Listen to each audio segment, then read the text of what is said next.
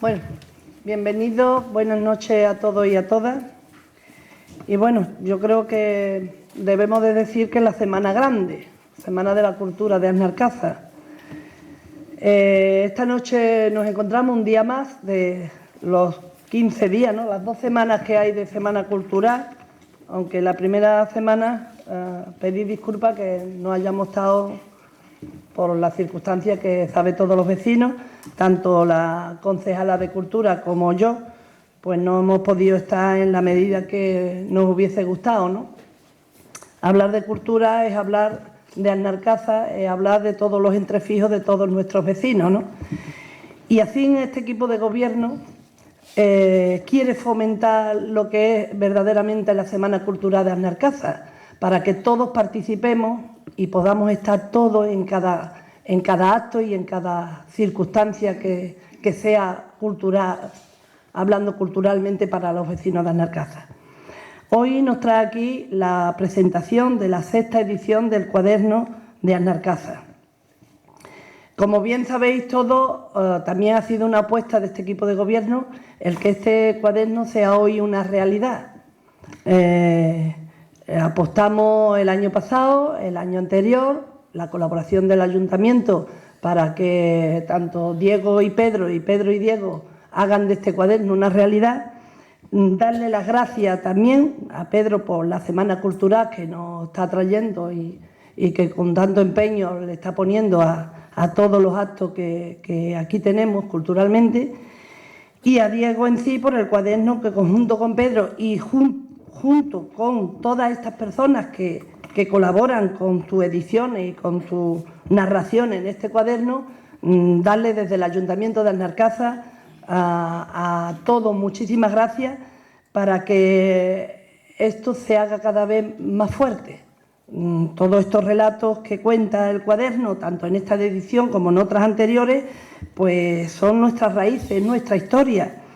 Habla del tren, habla del Bergo, habla de estación, que este equipo de gobierno tanto impulso le estamos poniendo para ver si hacemos de Alcázar lo que en sí me parece que todos los alcazareños queremos, ¿no? Poner Alcázar donde se merece, ¿no? Ya hemos estado en la estación, viendo el tren de cercanía, ver cómo llega el tren de cercanía. Son proyectos de gran envergadura, no son proyectos fáciles, pero yo creo que trabajándolo entre todos y con el respaldo de todos los alcazareños y alcazareñas vamos a ir consiguiendo poquito a poco todos estos temas.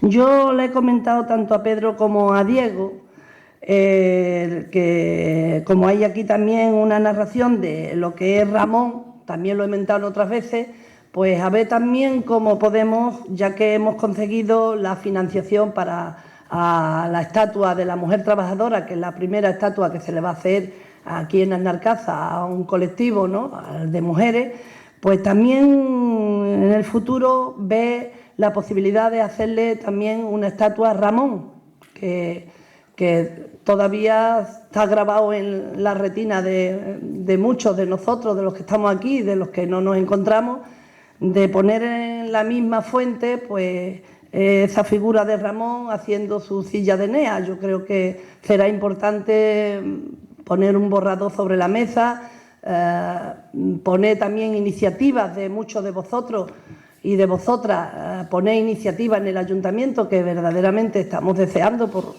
apoyar cualquier historia que venga, que sea del pueblo, mejorarla entre todos, ponerla sobre la mesa y apoyarla. Nuestra misión es hacer lo que diga el pueblo, y el pueblo tiene mucha historia, Alcázar tiene mucha historia que contar.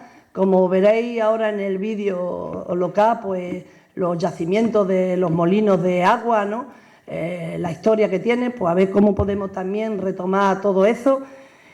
Y la apuesta en sí por todo lo que es la cultura en Alcázar, la participación de toda su gente es muy importante. Poner propuestas ahí que veamos que la gente está interesada en qué pasa en su pueblo, qué ha pasado, cuánta historia tiene Alcázar. Yo creo que yo personalmente, cada vez que me encuentro en un sitio, reivindico mucho los temas de Alcázar. Y hay una entrevista en una revista que me tienen que hacer y dice, ¿por qué lo desconoce Alnarcasa? Porque yo creo que Alnarcasa tiene una historia con un valor, una historia muy importante, que tenemos que ponerla de relieve en cada sitio y en cada momento que nos encontremos. Yo llamo también desde aquí a la participación, a venir a estas jornadas culturales, que es muy importante. Y hoy se encuentra aquí algunos de los profesores y yo también cuento con que estos profesores hagan un llamamiento a los niños en los institutos, en los niños de según qué edad en los colegios, para que vengan acompañados de sus profesores, para que tengan esa iniciativa a valorar y aprender de las cosas que culturalmente pasan en el pueblo, que estemos informados, enterados, y os está hablando una que precisamente quizás el tema cultural ha brillado por su ausencia, ¿no? No porque no tenga mis raíces, que conozco creo que casi todos los entrefijos de Alnarcasa, pero verdaderamente de lo que posiblemente cogeo es lo que me quisiera resaltar para que otros no cogen de esa misma falta que posiblemente haya tenido yo por mi trabajo, por mi condición, por mis dificultades, llamémoslo como sea. Pero desde luego hace mucho hincapié que esto salga mucho a la calle, que participemos cada vez más, porque es un esfuerzo no solo del equipo de gobierno, que lo está haciendo verdaderamente, y yo os puedo demostrar con estos actos y otros que le estamos poniendo mucho hincapié. Y es verdad que tenemos un técnico en el tema cultural que está dando todo cuanto se propone, lo está dando para este pueblo y para este ayuntamiento, pero desde luego lo que quiero resaltar mucho es que tanto los colegios, el instituto, que nos hagamos partícipes de esta jornada y de esta cultura de Alnarcasa, que no decaiga esos momentos, porque nuestros jóvenes, nuestros niños, será muy importante que tengan en la mente esto grabado de cuál fue nuestra historia, para que la haga siempre, esté siempre ahí nuestra historia. Quiero también deciros que, como bien sabéis, la biblioteca está casi terminada, una semana cultural, se está hablando de cultura, vamos a hablar también de los proyectos que componen culturalmente nuestro impulso desde el equipo de gobierno. La biblioteca está prácticamente casi terminada, pero posiblemente no la podamos inaugurar hasta enero, febrero, porque faltan algunos retoques que hay que terminarlos, montarla, los muebles, los libros, ya hay subvenciones, está ya prácticamente una partida de libros importante ahí ya conseguida, los muebles también, pero falta finalizar esa pequeña obra, esos flecos que como que les decimos a la biblioteca. Como bien sabéis, se hizo una aclamación tanto en el vídeo como bandos que pusimos para el nombre. Ha salido, que ya lo haremos más público, lo haremos más asequible a que llegue la información a toda la gente, pero nosotros hemos querido que lo eligieran los vecinos y vecinas de Alnarcasa. Ha salido en un 80 y tantos % el nombre de los hermanos Mora Cocheros, Francisco y Ignacio Mora, en el 80 y tantos %. Tenemos también para inaugurar lo que es el antiguo cuartel, el pósito este que hay del siglo XIV, que también le quedan algunos flecos de meter los cables por debajo de tierra en el arquillo. Entonces, eso se va a inaugurar como Centro Cultural de Alnarcasa, Centro Cultural de Alnarcasa. Y me apuntaban que si hay otro nombre que también veáis que se identifique, ponerlo de relieve en el ayuntamiento, porque me dicen que sea Centro Cultural de Alnarcasa el Arquillo, porque se encuentra en el Arquillo, en el Arco de la Pescadería. Bueno, el Arquillo para nosotros es muy familiar. Si puede ser ese, se pondrá. Lo que quiero decir es que si hay otro nombre que culturalmente tenga que ver algo con nuestra historia y con el edificio en sí que se va a inaugurar, que lo digáis, que lo pongáis sobre la mesa, que nosotros estaremos para ponerlo de relieve y hacer. Nuestra cultura va encaminada por el tema del turismo, para que se conozca en Narcaza. Hay un taller de empleo que tengo que agradecer, que está trayendo a mucha gente a Narcaza. Están haciendo un buen trabajo, están aprendiendo, están enseñando por todas partes, explicando un poquito lo que es la historia de Narcaza, en la medida que ellos están aprendiendo y saben. Pero desde luego aquí hay mucha gente con mucho peso, con mucha historia, que pueden contar muchas cosas. Y es el cuaderno donde se refleja todos esos conocimientos de nuestros ciudadanos, un año uno, otro año otro, en la medida que pueden, están colaborando con esta edición. Yo, sin nada más, agradecer a Antonio Manfredi, que se encuentra con nosotros. Perdonar y disculpar el que nos hayamos atrasado un poquito al empezar esta jornada por el tema del tráfico. Hay que estar en las duras y las más duras para poder compaginarnos, pero bueno, yo creo que valdrá la pena el haber esperado un poquito. Y sin más, le voy a dar paso a Diego León, que va a hacer una breve interpretación de lo que es el cuaderno en sí. Nada más, muchas gracias a todos y a todas, y te quedo con la palabra, Diego. Vale, muchas gracias, Loli. Y yo voy a ser muy breve, solo me voy a remitir al contenido de este nuevo número, esta nueva edición, este nuevo parto de la revista, el número 6.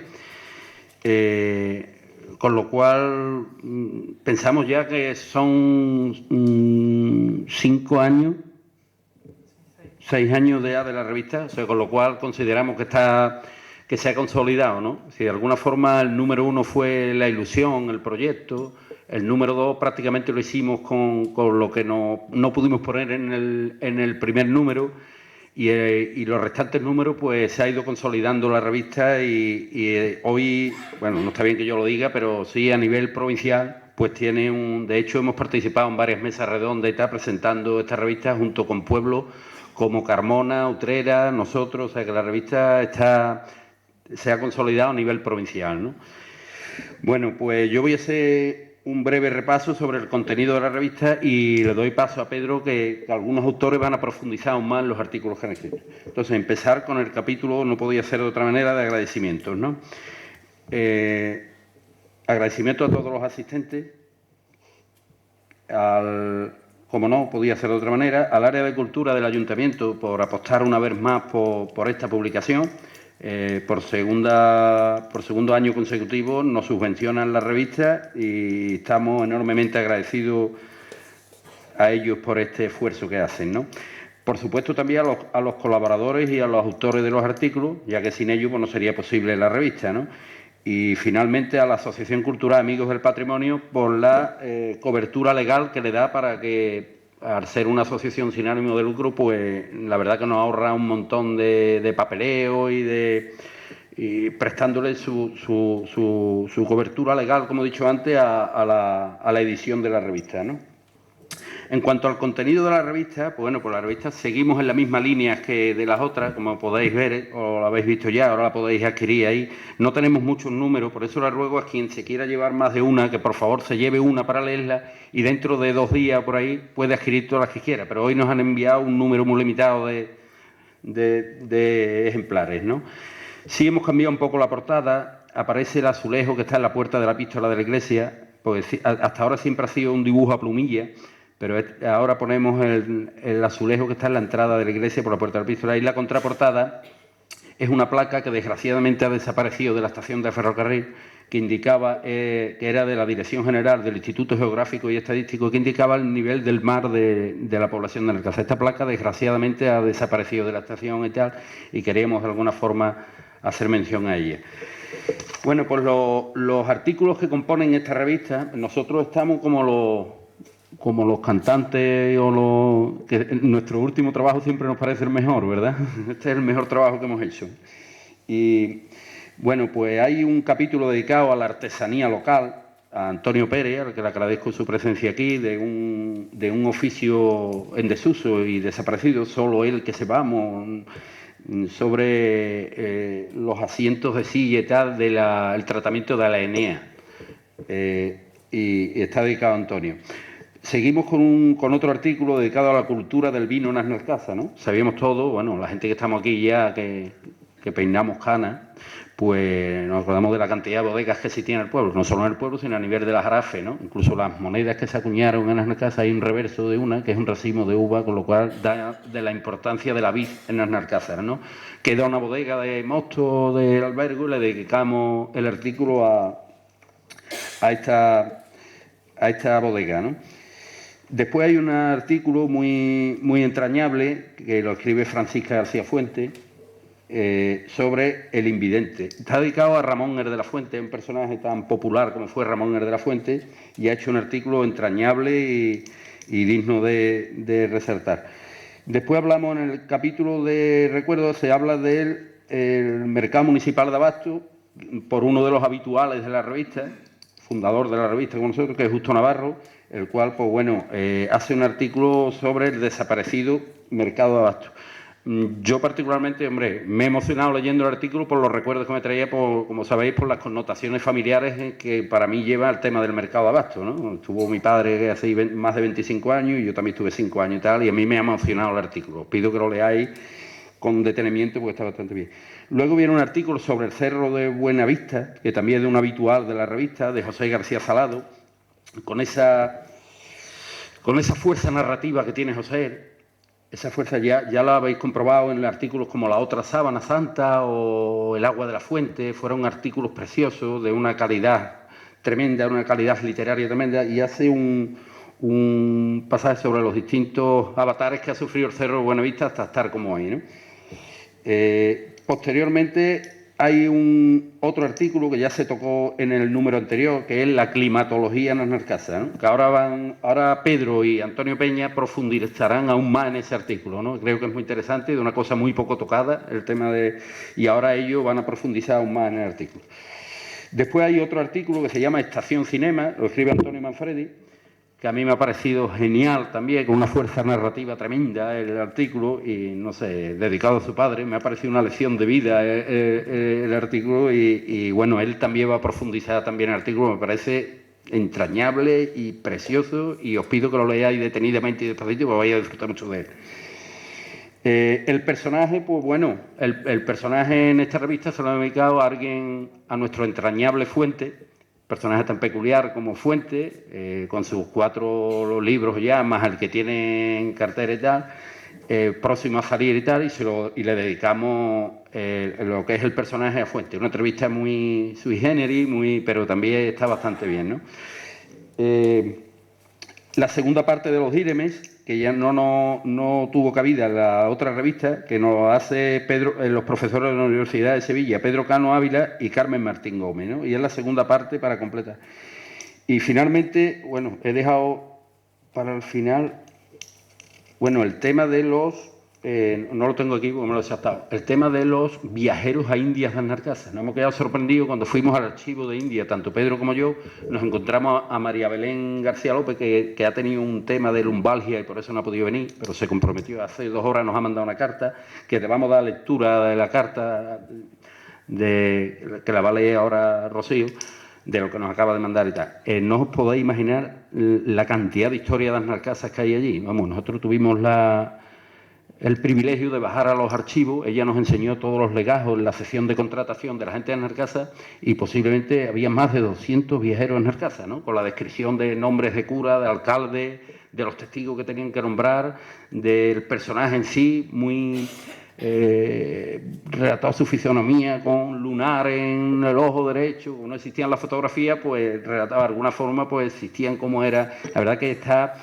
es lo único, es una cosa inédita aquí, jamás se ha tocado. Pedro tocó una vez unas cartas de Gonzalo Guillén, pero era una carta, pero la verdad que es el artículo más extenso de la revista, ocupa por lo menos 9 páginas, pero la verdad que hay que afrontarlo con la carga de historia que tiene el artículo, y por primera vez se publica algo en Asnalcázar de los viajeros y tal, que puede servir de estudio a colegios, a institutos y tal, ¿no? Había que vamos a seguir, porque la verdad que hay muchísima documentación y en próximos números seguiremos poniendo. Disculpar a Belén, que se ha comprometido para el Cultural del año que viene estar presente y hablar de este tema más en profundidad. Y finalmente hay un artículo que lo he dejado, bueno, para el final, que he hecho yo sobre las obras del campanario de la iglesia, a partir del terremoto de Lisboa, ¿no? Apareció, gracias a mi hijo Pepe, se encuentra un expediente en el Palacio Arzobispal de Sevilla, y me acerco allí y tiro del expediente y tal, y está toda la obra que se hizo en la parte del campanario a raíz del terremoto de Lisboa, ¿no?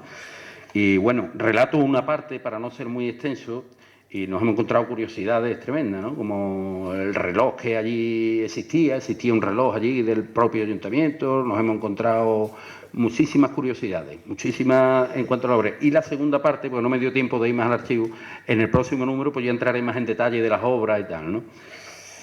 Y finalmente, bueno, quiero finalizar como siempre hacemos, ¿no? Y no por insistir, haciendo un llamamiento a las muchas personas que quieran colaborar, por favor. Si no tiene por qué sentarse a escribir, hay gente que pone, es que yo no me expreso bien, nosotros vamos, nos entrevistamos una tarde, dos, con la grabadora, luego le hacemos el artículo, se lo pasamos el borrador por si quiere quitar o añadir algo, o sea, pero por favor, todo el que tenga algún recuerdo, ponerse en contacto con nosotros, que nosotros no tenemos ninguna pereza en ir 1 y 10 veces a casa, grabárselo, entregarle el borrador, por favor, todo el que tenga algo, si no del pueblo, de un familiar suyo, de lo que sea, y hago de nuevo un llamamiento a la participación, ¿no? Como no podía ser de otra manera. Y yo ya he terminado. Este es el contenido más o menos, ahora irán profundizando en algunos artículos del cuadro. Sí. Bueno, buenas noches de nuevo también. Yo lo primero que quiero decir es que lo que caracteriza a los Cuadernos de Alcázar es que es un proyecto inacabado. Es decir, tuvo un principio, pero todavía no tiene un final. No, vamos, yo no lo encuentro un final. No es por nada, sino porque es que conforme se van trabajando sobre ella van surgiendo, no sé, parece que debajo de las piedras o algo van surgiendo temas y van surgiendo posibilidades de exprimir el patrimonio cultural, ¿no? Entonces, no sé, yo puedo adelantar un montón, algunos temas de los que se están trabajando para próximas ediciones, no digo ni el año que viene ni el otro, sino próximas ediciones, que todavía no se ha tocado, como el tema de los artistas locales. Aparte de, podemos hacer un reportaje sobre los pintores, escultores, orfebres. Se le puede abrir un espacio en esa revista, que estamos también valorándolo. Pretendemos incluir en próximas ediciones la cultura llamada la cultura del rebusca, que son la gente que va a coger caracoles, gurumelos, etcétera, ¿no? Ya hicimos un reportaje con Antonio Delgado, que le conocéis como El Loco. Tenemos ya la fotografía y nos hemos comprometido con él para que nos hable un poco de, no solo él, sino toda la gente que pueda aportar ese tema, ¿no? La estación de ferrocarriles, no la podemos olvidar, aunque Antonio Manfredi pone el primer granito de arena en su recuerdo.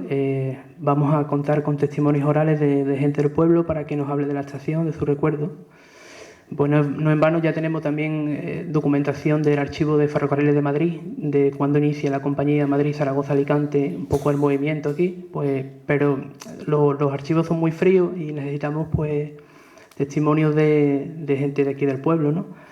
Porque la fuente oral es una de las más ricas que hay. Aparte de los archivos, la fuente oral es que no está explotada, por lo menos no está muy poco explotada, y ahora se está explotando desde los años, mediados de los años, finales de los años 90, principios del 2000, ¿no? También tenemos un proyecto de incorporar el vocabulario gitano de la comunidad gitana. Un poco el habla suya, ¿no? El habla, digamos, la jerga que tienen entre ellos, ¿no? Con la comunidad gitana de aquí de Alcázar, lo que mantienen los gitanos más mayores, ¿no?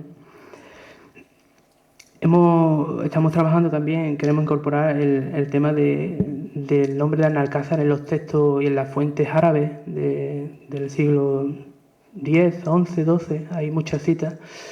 Y yo creo que el nombre nuestro, que es Alcázar, pues merece un poco reconocerse de dónde empezó a surgir, ¿no? Eso es una cosa que tenemos ahí también pendiente. me comprometí con una monitora de bordado a hacerle también un reportaje sobre el tema del bordado y lo que es el significado del bordado y de la bordadora de mantones, que en Carrión hay mucha tradición, pero aquí también, igual que en Villamanrique. No los quiero dejar tampoco. Queremos abrir también un poco un abanico hacia los apellidos, el origen de los apellidos de los 100 últimos años, tampoco retrotraernos tampoco en 200, 300 años porque no tendría sentido, sino de los últimos 100 años, ¿no? Los apellidos. Retomar el cancionero infantil, habría que hacer unas encuestas sobre el tema de las canciones infantiles que se cantaban en diferentes generaciones y comparando las generaciones de los 50, los 60, los 70, los 80. En fin, ahí hay un material, por eso digo que es un proyecto inacabado. Y bueno, centrándonos en el número yo pediría que subiese a la mesa Francisco Antonio Peña González, porque es un artículo que he elaborado, que es la segunda parte del tiempo meteorológico en Alcázar, y lo hacemos de los meses de abril, mayo y junio, lo que corresponde a la primavera, porque en el anterior número era enero, febrero y marzo. Entonces, bueno, el artículo lo estructuro en 3 meses, empiezo a hablar de abril, mayo y junio, sigo el mismo método que el año pasado, que me baso en la fuente de la estación meteorológica de Hato Ratón, que es muy fiable y se puede ver, se puede acceder en la página web de la Consejería de Agricultura. Pero este año, pues, ¿cuál es mi sorpresa? Que Diego me comenta que él, Francisco Antonio Peña, es un gran aficionado a la recogida de meteorología desde durante muchos años, ¿no? Entonces, yo lo desconocía el tema, la verdad es que no tenía ni idea, ¿no? Y bueno, pues empezamos no sé, antes del verano creo que fue, cuando empezamos a hablar. Y digo, bueno, pues tráeme lo que has venido manejando en respecto al tiempo. Y voy a incorporar, de hecho lo incorporo en datos suyos de una estación que está ubicada en la dehesa de Banco, en la cuenca del Guayamar. Y la verdad que son datos muy interesantes y yo lo voy acoplando, porque en principio le pedí que escribiera algo, pero bueno, él me dice que todo el conocimiento de la sabiduría lo tiene en su experiencia de observador y que me pasa los datos y que él lo ponga. Y bueno, pues nada, entonces hemos elaborado un artículo. Entonces, yo quisiera preguntarle a Antonio un poco desde cuándo comienza su interés y todo el interés por el tema de la meteorología y todo lo relacionado con la recogida de datos, Antonio. Yo comienzo el año 1963. Acércate. Comienzo el año 1963 y anotando en los libros diarios que yo tengo. Y a partir del día 1 de abril de 2002 me hago colaborador del Instituto de Meteorología de Andalucía Occidental y Ceuta. Vale. Bueno, quiero aclarar que cuando yo incorporo el tema del tiempo, tiene mucha relación con la cultura, pues puesto que todo el mundo, todos los días hablamos del tiempo, ¿no? ¿Qué hace? Entonces, del tiempo surgen refranes, surgen dichos populares, entonces hay cierta relación, bastante relación. Bueno, Antonio, al parte de esta estación que tú has venido trabajando porque desde el año 63 estás cogiendo tú personalmente datos, pero del año 2002 o 2001... El día 1 de abril de 2002 sí. Me hago colaborador, observador del Instituto Meteorológico de Andalucía Occidental y Ceuta. ¿Y eso normalmente quién te lo pide? ¿Quién te lo...? No, eso fue casual. Conocí a una familia que trabaja en el Instituto Meteorológico y hablando con ella de la meteorología de la cuenca del Guadiamar, pues le presenté yo los libros diarios que tengo con mis anotaciones. Y entonces parece que le gustó y me dijeron que si quería colaborar con ellos. Y yo le dije que sí. Y desde esa fecha que he dicho anteriormente, pues estoy colaborando. Yo paso todos los meses unos partes que los tengo. Sí, después lo veremos, lo vamos a desglosar. Sí. Muy bien. Y al margen de esta estación de la dehesa de Banco, ¿tú conoces algunas que estén por aquí cerca, por la cuenca del Guadiamar? Conozco la de Hato Ratón. Sí, después no tengo noticia de que existan otras. Vale. Me imagino que tantos años observando y recogiendo datos te habrán dado una visión más completa, más genérica de cómo se comporta el tiempo, ¿no? Por aquí, ¿no? Lo tendrás muy claro, ¿no? El tiempo es muy irregular. El tiempo se comporta muy irregular porque hay años que ha habido una pluviometría enorme y años que ya te lo recojo yo en los datos y años que ha habido muy poca pluviometría, o sea que no ha cogido ni la media de la zona. Otra cosa que me ha llamado la atención mientras he estado recogiendo datos y hablando contigo es que tu profesión de agroganadero te ha permitido observar ciertos comportamientos del ganado animal ante los cambios de Pues tiempo, sí, ¿no? sí. ¿Me puedes hablar de algunos? Sí, los animales lo mismo te cantan cuando va a llover que cuando pasa el levante. Normalmente lo demuestran cuando salen corriendo, respingando, pero claro, que hay que hacer una observación que es que cuando están gordos, cuando están flacos no hacen esas cosas.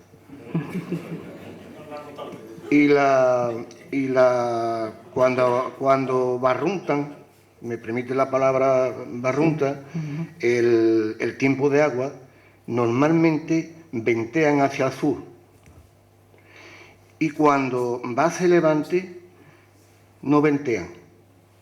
Se mueven, corren, respingan, pero no ventean. Ventean cuando el agua se aproxima y siempre hacia el sur. Muy bien, yo tenía por aquí anotado también que no sé, te habrá llamado tantos años recogiendo datos, te habrá llamado sobre los elementos del tiempo, la forma de las nubes, la neblina, la humedad, las heladas, los vientos, todo eso. ¿Habrás observado anécdotas sobre eso, ¿no? O por lo menos casos particulares que me pueda... En el tema de las nubes llama a confusión muchas veces porque se levantan unas nubes negras que en realidad presagian agua, pero algunas veces esas nubes negras lo que traen es frío y es muy cambiante. Referente al viento, pues sí, el viento, hay cosas que aquí en Alcázar han ocurrido con el viento. Concretamente en el año 72, en el mes, no estoy muy seguro si fue en el mes de noviembre o diciembre, quizás las personas que estén más relacionadas con los pinares lo puedan saber mejor, vino una mangada de aire por la Cañada Honda y el pino que no pudo arrancar lo retorció. Yo lo vi in situ, fui a verlo porque me llamó mucho la atención aquello y decían las personas mayores a las que yo le preguntaba que por esa zona había venido muchas veces esas mangadas de aire. Sí, que se había repetido otras veces. Y referente a la niebla, sí. que dice la neblina del agua madrina o mañana en tarde de paseo, no es real. No es siempre así. No es real. No es real. Hay mañana que se presenta de agua y hace una tarde hermosa, tú te vas a llover, porque te presenta con mucha nubosidad y no llueve. Pues, puede coincidir en algunos casos que sí, pero no es fiable, por lo menos desde mi punto de vista no es fiable. ¿Podrías enseñarnos el cuaderno de lluvia que trae? Es un cuadernillo muy curioso, es muy pequeño, pero yo me sorprendí, bueno, cuando lo vi, porque, ya te digo, yo desconocía, mi fuente siempre ha sido consulta, ha sido la página de la Consejería de Agricultura en la red de estaciones agroclimáticas, pero bueno, desconocía que Antonio manejaba este instrumento. Es muy simple, un cuadernillo, y os explico muy rápido por encima. Consta de una columna donde están los días. A continuación hay otra columna donde tiene que anotar la precipitación. Este es el mes de enero de 2009, fíjate que es reciente de este año. Después hay otra columna donde tiene que anotar los meteoros observados durante mañana, tarde y noche. Es decir, meteoros que son lluvia, nieve, granizo, tormenta, niebla, el rocío, la escarcha, si algún año la nieve cubrió el suelo. Hay otra columna, la cuarta, que es el viento dominante, que lo pone en la dirección sur, suroeste, norte, noreste. El nombre de la estación concreta es Estación de Dehesa de Banco, la tercera, provincia de Sevilla, número 5843, mes de enero 2009. Observador Francisco Antonio Peña González. Y después hace un resumen global de todo de las precipitaciones y de los números días de lluvia, de tormenta, de cuadro, aquí lo va anotando y después aquí hace el resumen global. Y hace también una precipitación en un día, eso es, pone la máxima en un día, por ejemplo 10 litros por metro en enero del 2009, los días 2, 25 y 31. Suma el total de precipitación total en el 47 litros por metro cuadrado y hace, bueno, aquí también especifica del pluviómetro sobre el suelo. Y esto me dice Antonio que el año 2, ¿cuánto maneja? Desde el día 1 de abril de 2002 maneja ya este estoy manejando. Y este es el parte mensual que mando a la meteorología, al Instituto Meteorológico. Es un resumen mensual, claro. Previamente trabaja con buen vía. Estupendo. Estas son las normas que voy reflejando, los números voy reflejando en los partes. Yo soy más técnico, yo me he familiarizado con los cuadernillos pequeños, que le he hecho copia y la verdad es que seguiremos trabajando para los próximos meses de julio, agosto y septiembre, que es el trimestre del verano, y incorporaremos muchos datos de él. Bueno, Antonio, yo concluyo, para concluir un poco, he recogido aquí lo que me ha llamado la atención de todos los datos que he dado, antes de eso, de colaboración con el Instituto, que en el año 89, en el mes de abril, cayeron 88 litros por metro cuadrado, y tú indicas algo sobre el río, ¿no? El tema de la acción del río, que creo que lo tienes anotado.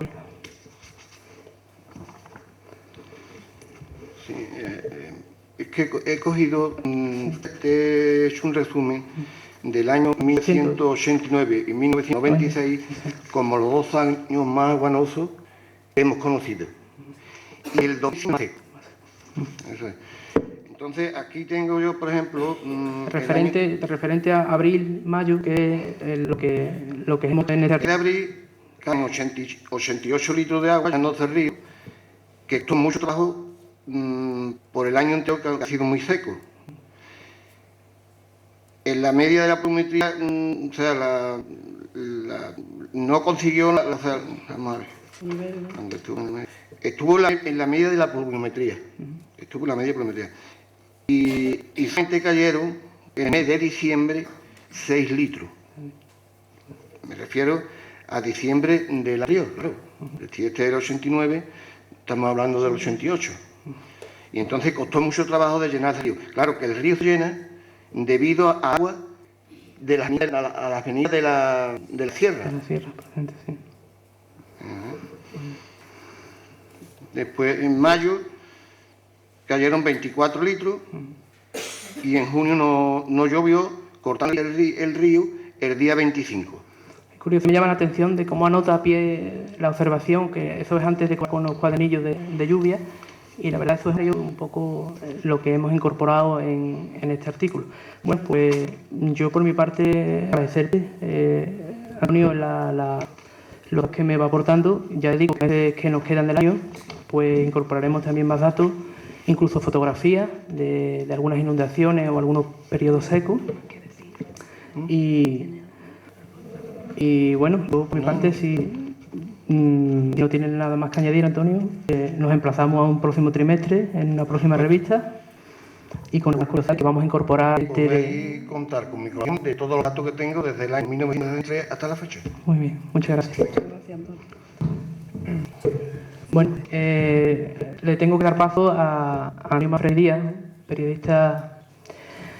Ya leeréis el currículum en el cuaderno, y él, como ha comentado, como ha dicho Diego, pues va a hacer una breve, no sé, un recuerdo infantil sobre la estación de ferrocarriles. Antonio, nuevamente gracias por encontrarte entre nosotros, estás en tu pueblo. Muchas gracias, alcaldesa. Gracias, Diego, a Pedro. Sí, la verdad es que es un placer estar aquí en este acto. Soy hijo, para los que no me conozcan, de Antonio Manfricano, el hermano pequeño de Domingo Predicano. Domingo, el escritor que tiene una calle aquí junto a la Laza, como ustedes saben, ¿no? Y yo nací en Madrid, mi padre vivió allí y yo hice el viaje de vuelta. Cuando terminé de estudiar en el año 81, me vine primero a Huelva y después actualmente en San Lucas, la Mayor. Me ha gustado mucho que la alcaldesa haya planteado también el debate del tren de Canillas, Creo que es una oportunidad histórica que tienen pueblos como en Alcázar, en Sanlúcar, donde yo vivo, y estamos un grupo de ciudadanos también animando este proyecto porque se considera muy importante para nuestro desarrollo. Para mí el ferrocarril siempre ha sido muy entrañable y siempre he vivido lo que me daba mi padre. Él nació en 1930, por tanto acaba de cumplir 79 años. Siempre me contaba cómo conseguía ver todas las películas que se daban aquí en el cine gratis, con un pequeño trabajo, que era acarrear a hombro el saco de películas desde la estación hasta el pueblo. Venía en el tren desde Sevilla y él acarreaba el saco hasta llegar aquí, a cambio de eso regalaban la película. Así él hizo su cultura cinematográfica, eso es esfuerzo. Él me lo ha contado siempre, y cuando es más joven pues dice, ya está el abuelo otra vez contándome el mismo rollo de siempre, ¿no? Pero cuando uno ve dónde está la estación, cuando uno ve el desnivel que hay, no hay más que irse a Fuente y ver en la lejanía dónde está la estación, ¿no? Pues uno se da cuenta de que hay que tener mucho cine y muchas ganas de vivir la ilusión, de hablar. Estamos en los 40, de la verdadera evaluación personal que se tenía entonces, que era el cine, no había televisión, ahora se había comenzado la radio, ¿no? Y en un pueblo como este, aquellas películas de entonces, ¿no? De John Wayne, no de John Wayne, entonces John Wayne, pues eran la manera que teníamos que tenían en aquella época por expresarse. Y mi padre siempre me contó esto y me iba poco a poco añadiendo algunos elementos que he evitado de ver en este pequeño cuento que para mí es un honor que se haya publicado aquí. Yo lo escribí como un puro ejercicio personal y cuando se lo comenté que lo tenía, él lo ha recogido y la verdad que lo agradezco mucho. El que tiene que darle las gracias a ustedes soy yo. No es la primera vez que colaboro en la revista, ya lo hice en una ocasión con un Manfredi canario que contactó conmigo vía internet y le puse contacto con su padre, con la familia, porque su padre había ya, y bueno, desde entonces tenía unos buenos amigos, Manfredi en Canarias, cuyo hijo, por cierto, ha salido buen futbolista y puede, esperemos que, esto nunca se sabe, que tengamos un futbolista Manfredi en algún importante en los próximos, ya veremos, ¿no? Si lo ven ustedes, sepan que es también nieto de Malcareño. El cuento que yo escribo se basa, como le digo, en esa experiencia de mi padre y está escrito, por lo tanto, desde el cariño y de la subjetividad. No contar una historia que sea real, basada en hechos reales, sino simplemente pues yo he hecho mi propia composición del niño en aquella época, en aquella situación, donde no era fácil la vida en absoluto, sino lo contrario.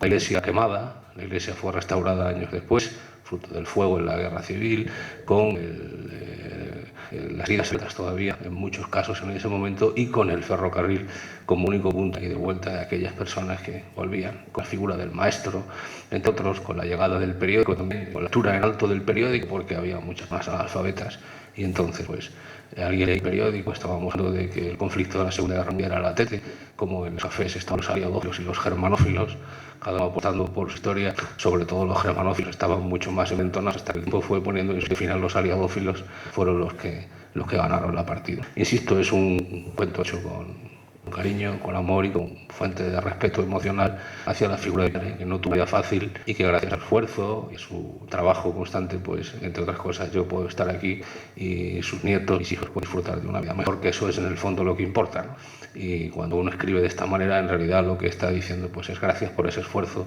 porque insisto, no han sido precisamente los mejores tiempos y los que estén de padre saben perfectamente de lo que estoy hablando, ¿no? No costaba precisamente poco, ¿no? A mí me contaba, por ejemplo, que en Santiago, creo que fue del año 42, en 12 años, en la tómbola le tocó un filete de vaca, que fue un gran acontecimiento familiar, que ese día iban a comer carne.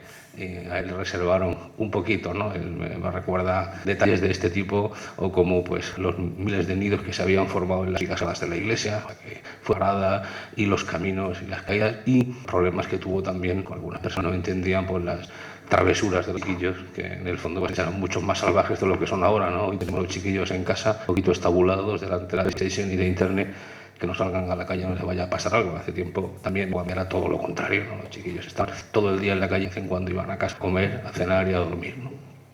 Y bien, nada más, yo le agradezco de nuevo al Ayuntamiento de Alcázar y a todos ustedes que hayan dado cabida a esta expresión personal de cariño y emoción que se tiene, en este caso por la figura de mi padre, que todavía vive, él vive en Madrid, ya se jubiló hace años y siempre que viene a pasar una temporada conmigo, pues pasamos por aquí, y yo lo siento por Diego, porque es al que coge y saetea y pregunta uno por uno qué ha sido de este, qué ha sido del otro, y Diego pues dice que lo conoce, aunque obviamente seguramente muchos de ellos no conocerán a sus hijos y a sus descendientes, porque ya el tiempo no perdona, ¿no?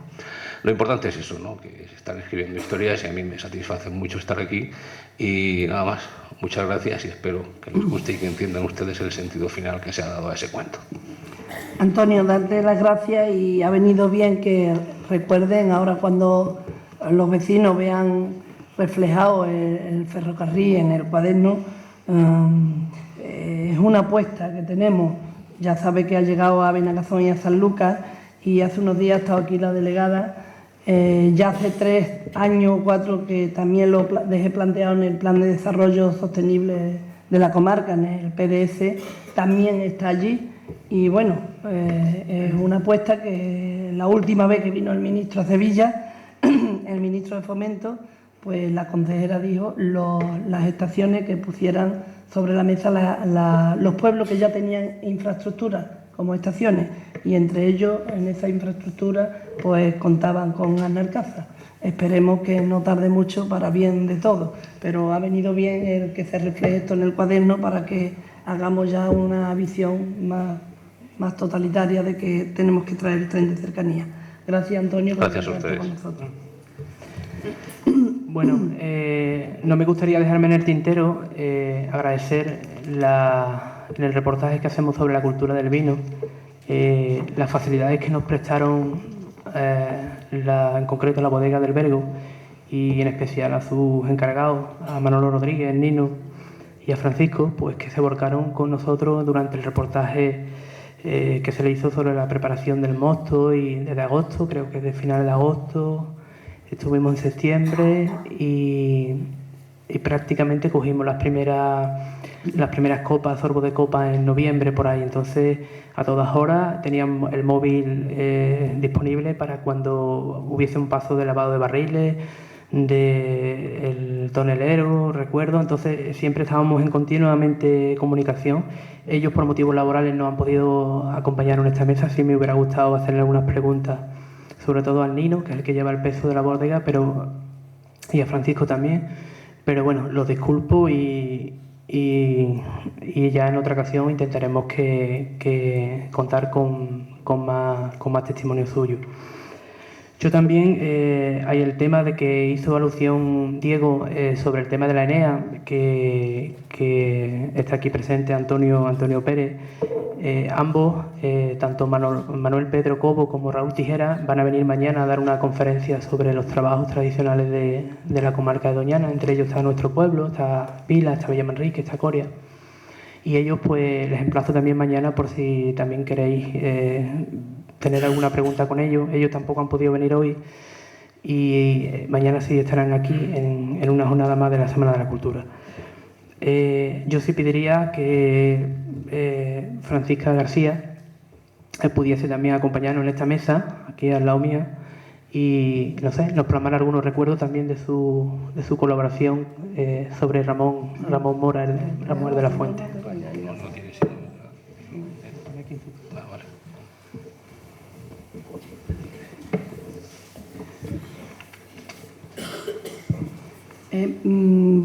Mientras que se sube Currita, quiero también decir que, aunque veáis que se están quitando algunos árboles, pero que nuestra predilección será plantar muchos más. Aunque se quiten algunos, se van a plantar, y en breve fecha vamos a proceder a muchas plantaciones de árboles, tanto en plaza, alrededor del campo Furbo, que queremos un pueblo verde. El pueblo verde de Doñana tendrá que ser en el futuro. O sea que va a haber bastantes plantaciones de árboles por todas partes, pero bueno, que estamos mirando qué clase de árboles son los que no levantan el pavimento, y estamos midiendo a ver qué clase de árboles ponemos para proceder a la implantación de árboles, que pronto será el Día del Árbol, que también se hará con el colegio y demás.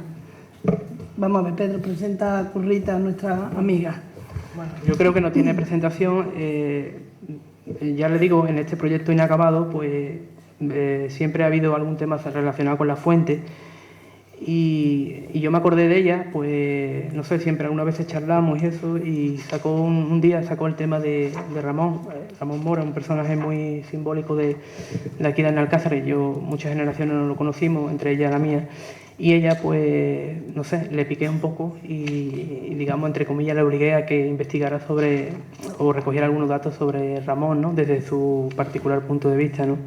Y bueno, ¿qué te ha supuesto esta experiencia por primera vez de participar? Buenas noches a todos. Y yo he disfrutado mucho porque, oye, lo tenía yo mucho en estima ese hombre. Porque aunque de joven no lo conocí, pues como no estaba aquí, cuando vine, pues me causó mucha sensación verlo cómo trabajaba, sin vista, cómo vivía con el público, cómo alternaba, cómo nos conocía a todos, era un ejemplar para mí. Y entonces yo tuve, como ha contado Pedro, la ocasión de poder contactar con ellos y aporté un poquito, luego la familia también me ha aportado datos, en fin, que he podido reunir algunas cositas. Y a mí me causó mucho trabajo la fuente, la verdad, yo venía que ignoraba esas cosas y tenía que cargar con el cántaro, me salió un hematoma así, me duró el hematoma un siglo, cuando se venía con la barriga, con el cántaro, no me quiero ni acordar. Y veía a ese hombre que era, muy, como he dicho, muy competente, me gustaba mucho, hablaba mucho de mi padre y me llevaba muy bien con él. Así que los mayores nos acordamos, pero los jóvenes no tienen esa experiencia porque no lo han conocido. Así que no sé qué quiero decir más, ya leeré lo que he escrito y podréis saber algo más. Tampoco quiero descubrir el misterio por completo. Así que buenas noches a todos y yo creo que... Viene en la página 15, viene su narración y bueno, también como estarán viéndolo mucha gente jóvenes, en los que ya tenemos cierta edad, pues nos acordamos perfectamente de él. Era un hombre ciego que hacía un trabajo y además iba y venía, cruzaba todo el pueblo andando con su bastón y sabía perfectamente, como bien Currita ha dicho, sabía por todas partes y sabía la historia de toda la gente. Y siempre se encontraba en la estación de día y por la tarde a todas horas, en horas de siesta a las 4 iba para un lado, venía para atrás a las 2 y a las 4 iba otra vez, a las 4 a las 5 iba otra vez para la fuente.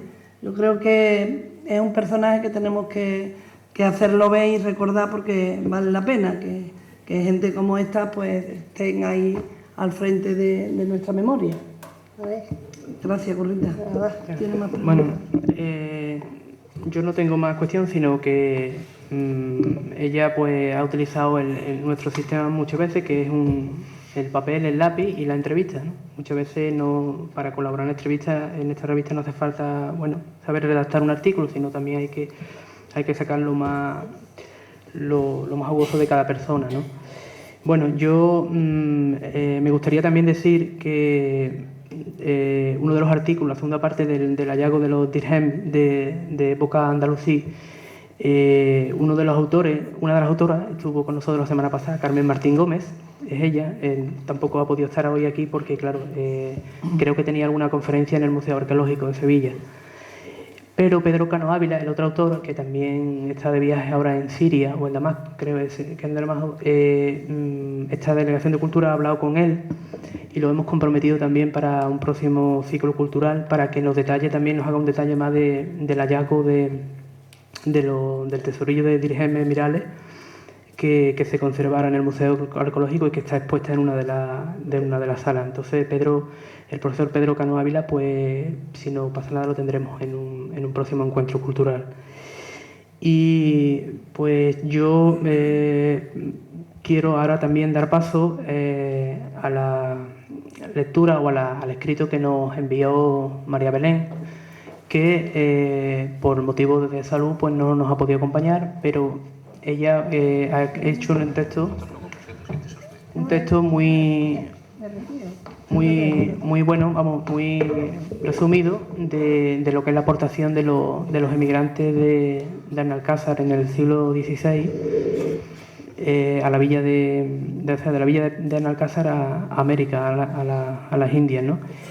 Y también se ha comprometido con nosotros también a participar en uno de los próximos ciclos culturales, a hacer una jornada dedicada exclusivamente a los nombres, a esos paisanos nuestros que tuvieron que dejar estas tierras.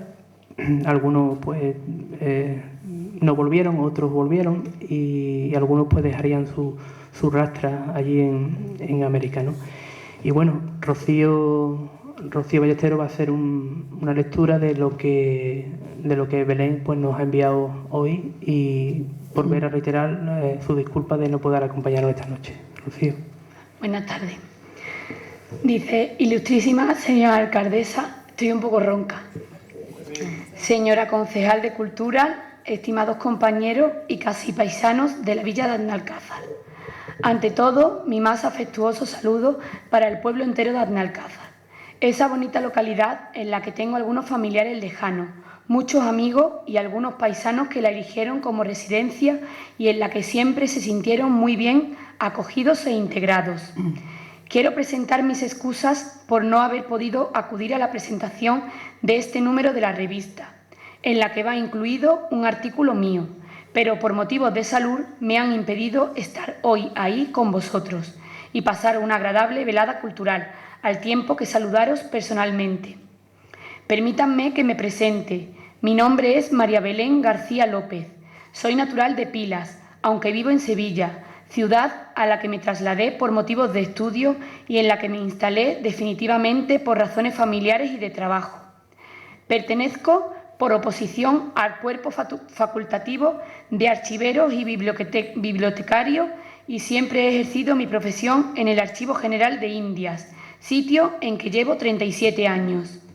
Quería decirles también que soy en parte oriunda de Aznalcázar, pues de ahí era el padre de mi abuela materna, Antonio José Daza Rodríguez, y de esa rama de mi familia conocí de pequeña a un primo de mi madre llamado Antolín.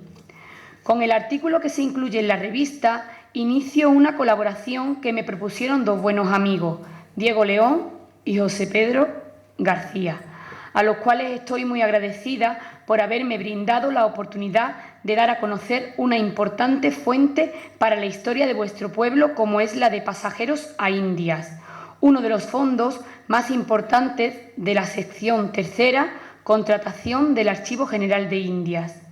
La Casa de la Contratación fue uno de los más importantes organismos de la Administración española de las Indias.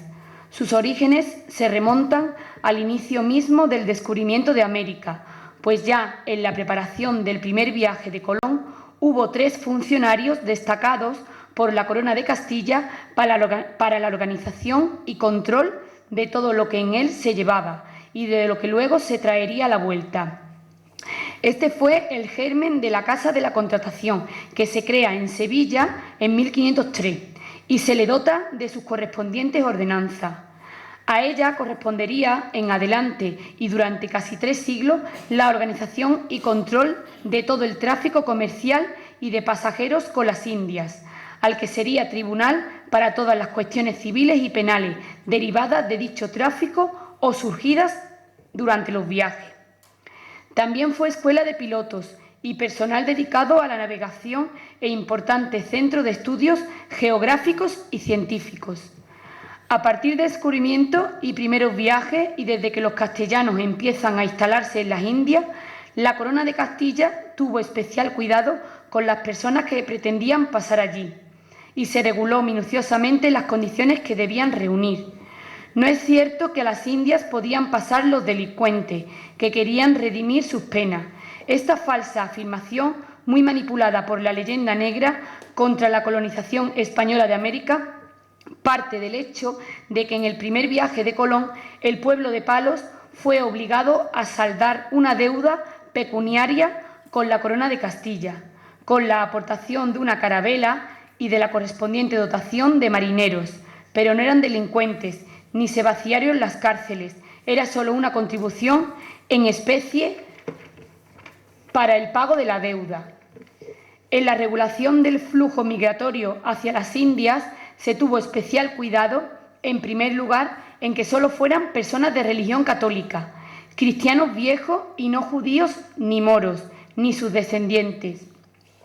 Hay que tener presente el momento histórico que se vivía en España, recién terminada la Reconquista, conseguida la unidad nacional y, en teoría, la unidad religiosa, con la expulsión de los moros de Granada, que se completaría más tarde con la de judíos y moriscos, y no se querían trasladar al nuevo continente los problemas derivados de la convivencia de las religiones.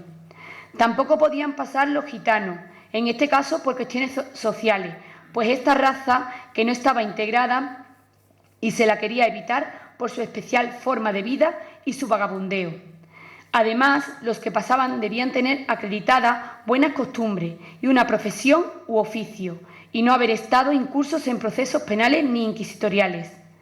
Todo ello había que justificarlo y presentar la correspondiente documentación en la Casa de la Contratación para solicitar el pase a Indias. En ella se incluía la partida del bautismo del interesado y una información ante las autoridades de su localidad, normalmente el alcalde del pueblo, avalada por 3 testigos que decían conocerle y testimoniaban sus orígenes, medios de vida y buenas costumbres. Luego, en la Casa de la Contratación se le abría otra información con otros 3 testigos y, superada esta, se le concedía la licencia y para recogerla debían presentar además el contrato con el maestre del navío en el que pretendían embarcar. En la documentación originada por estos trámites podemos encontrar datos muy valiosos para la historia de nuestros pueblos: número de personas que emigraron, estado civil, profesiones u oficios, lugares de destino, datos personales, quiénes eran, a qué familias pertenecían, si eran antepasados nuestros, porque sus apellidos se conservan, o si resultan desconocidos porque sus apellidos ya habían desaparecido de nuestros pueblos. Y los mismos datos podemos obtenerlos no solo de los que emigraron, sino también de las autoridades civiles y eclesiásticas, ante las que se hicieron los trámites burocráticos, y de los testigos que figuran en los documentos, quienes fueron alcaldes, curas párrocos y paisanos que prestaron su declaración. La documentación de pasajeros a India es una de las fuentes más estudiadas y valoradas por los investigadores, que han sabido emplearlas para los más diversos estudios sociales, demográficos, económicos, etc.